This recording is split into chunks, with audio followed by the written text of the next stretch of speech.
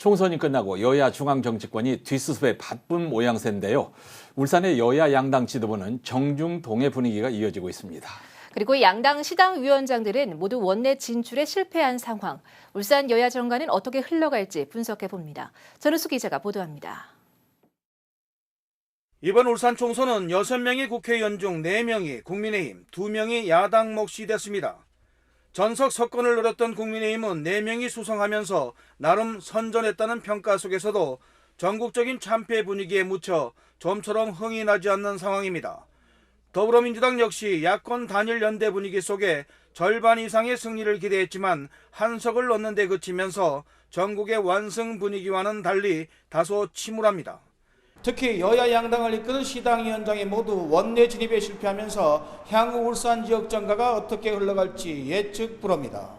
원내 진입에 실패한 국민의힘 이채익 시당위원장은 자신의 향후 행보를 놓고 말을 아끼고 있습니다. 총선 이후에 내각과 당이 새로운 지도부가 아직 결정이 되지 않고 있습니다. 당정이 어느 정도 안정이 되고 나면은 저도 어떤 역할을 해야 할지 여러 가지 한번 고민해 보겠습니다. 차기 시당위원장이 누가 될지에 관심이 모아집니다. 국민의힘은 중앙당의 흐름과 연동하면서 5월 초순에 원내대표 선출과 6월 이후 전당대회를 거쳐 신임 시당위원장 선임 모드에 들어갈 것으로 보입니다. 통상 원내의원들이 시당위원장 수행 가능성이 높지만 5선의 김기현 의원은 고사 가능성이 높고 재선에 오른 박성민, 서범수 의원 등은 당의 중책을 맡는 쪽으로 흐를 가능성이 큽니다.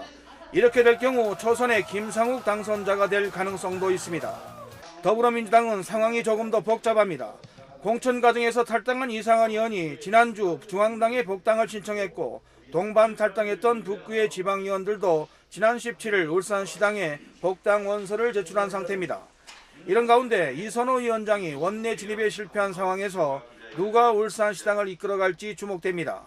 8월에 전당대회가 있기 때문에 지역에서 지역위원장과 시당위원장을 뽑을 겁니다. 그래서 빨리 전열을 정비해서 지방선거를 준비할 예정입니다. 현재 민주당 울산시당위원장 선임에는 3가지 정도의 시나리오가 나오고 있습니다.